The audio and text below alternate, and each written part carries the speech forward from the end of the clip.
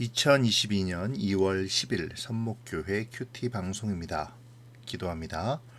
고마우신 하나님, 우리에게 말씀을 주셔서 그 말씀을 묵상하며 삶을 영위하게 하시니 감사합니다.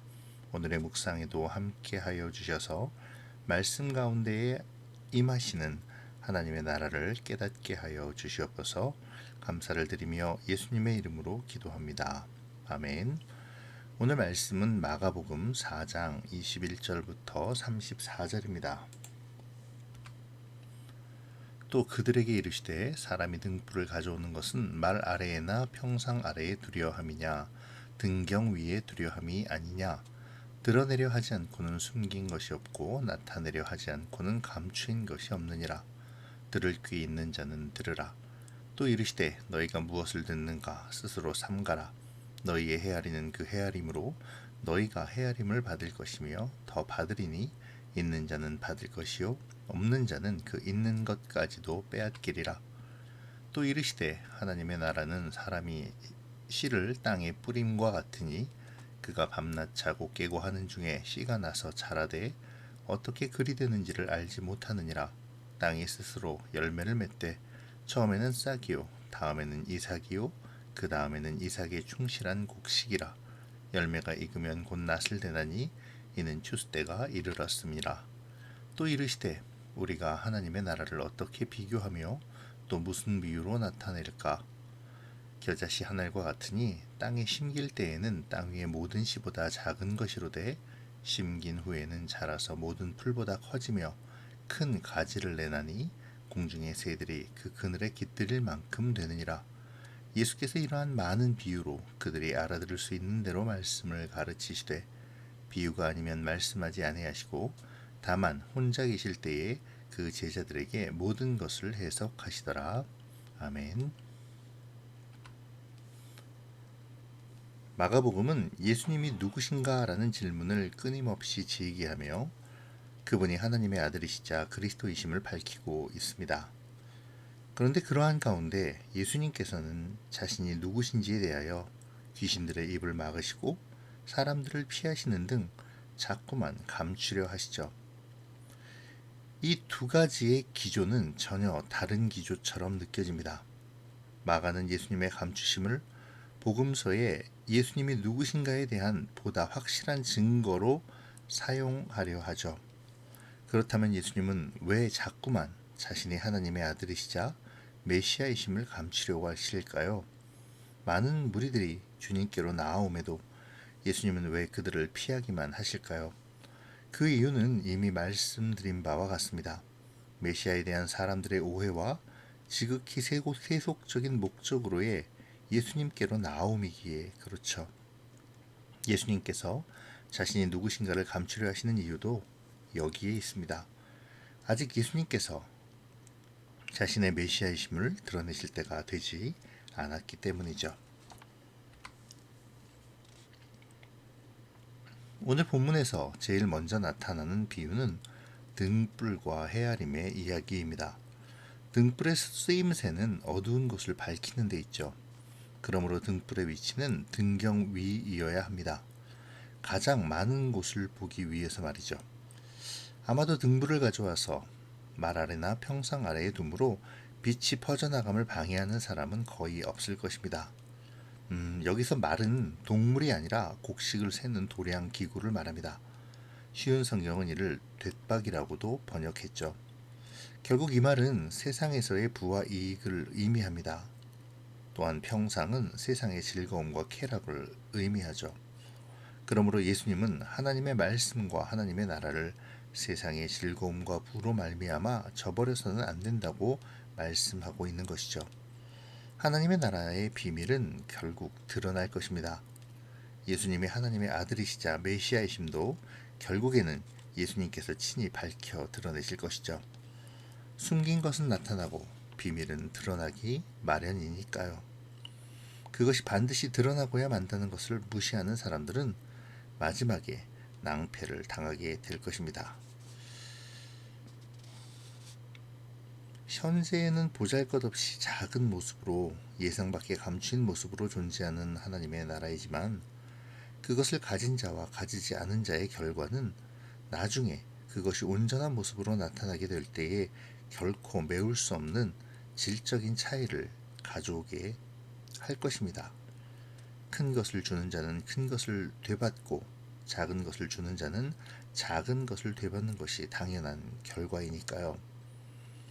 비록 현재는 작은 것일지라도 거기에 큰 것을 담아서 주는 사람은 마침내 큰 것으로 받게 될 것입니다.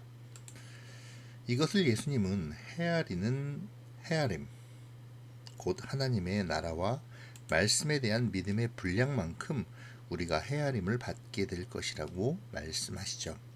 그러므로 천국의 비밀을 알려고 노력하며 애쓰는 자는 더 많은 비밀을 알게 될 것이고, 관심을 갖지 않고 듣지도 않는 사람은 알고 있는 것마저도 잃어버리게 될 것입니다. 이어지는 비유들은 하나님의 나라는 마치 무엇과도 같은 이의 형식을 지니므로 하나님 나라에 대한 보다 분명한 관련성을 보여주죠. 사람이 땅에 뿌린 씨앗은 그 스스로 자라납니다. 가만히 있는 것 같지만 사람이 알지 못하는 사이에 싹을 내며 자라서 마침내 결실에 이르게 되죠. 그 결실의 때가 이른 것을 볼 때에 씨를 뿌린 사람은 그것을 거둡니다. 이 비유에서 강조되고 있는 것은 씨앗의 생명력과 그 활동의 현재성이죠. 이미 약동하고 있는 그 놀라운 생명력은 결실의 때에 이르기까지 결코 멈추지 않습니다. 땅 위에 임한 하나님의 나라는 그와 같은 생명력으로 스스로 자라날 것입니다. 비록 지금 그것이 감추인 듯 보이지만 항상 그것은 감추인 채로 머물지 않을 것이죠.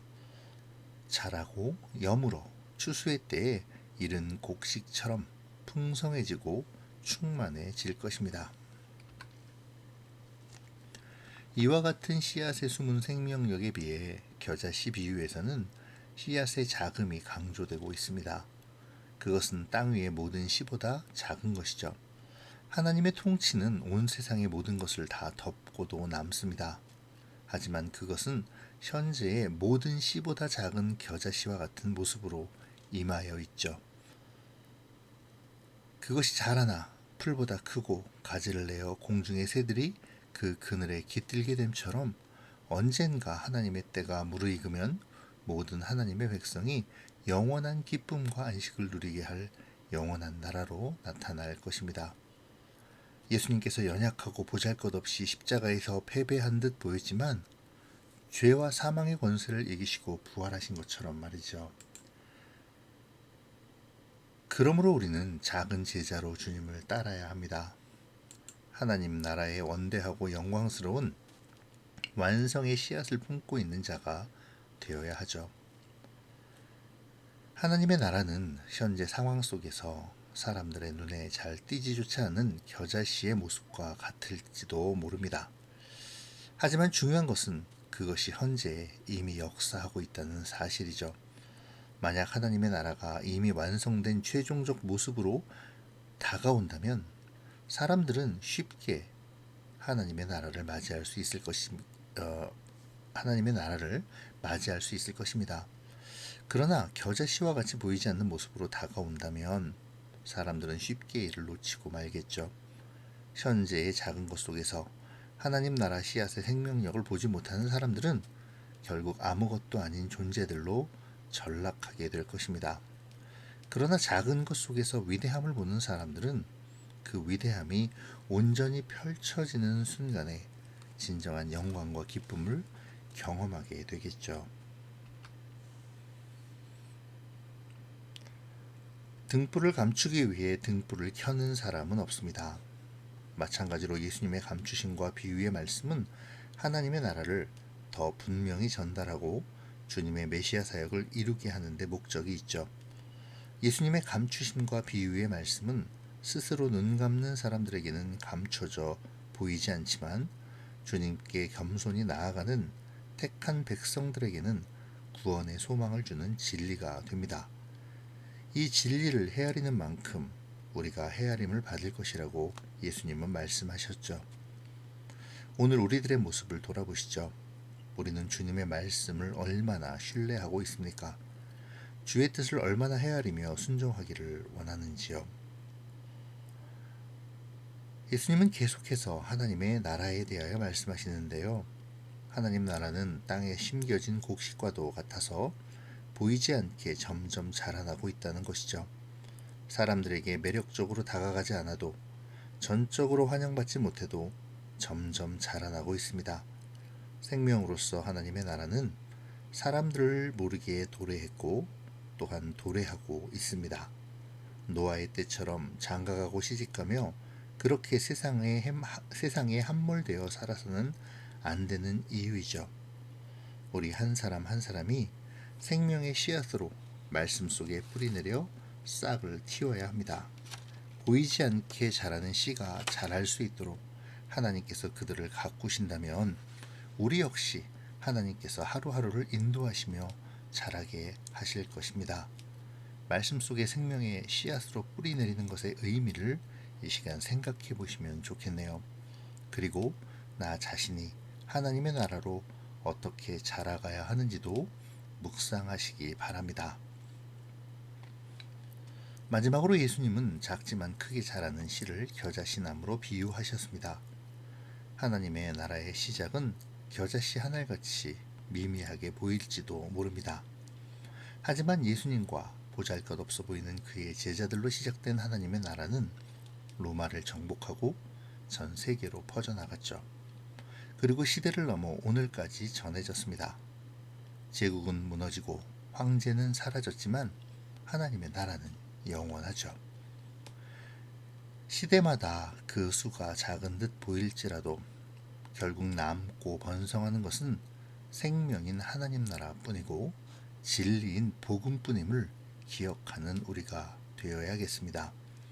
하나님의 사람으로 번성하고 자라나 영적 곤고함에 젖은 사람들에게 복음을 전하고 참된 안식과 기쁨을 누리게 하는 우리가 되어지면 좋겠네요. 기도로 마치겠습니다. 고마우신 하나님, 오늘도 말씀을 묵상하게 하시니 감사합니다.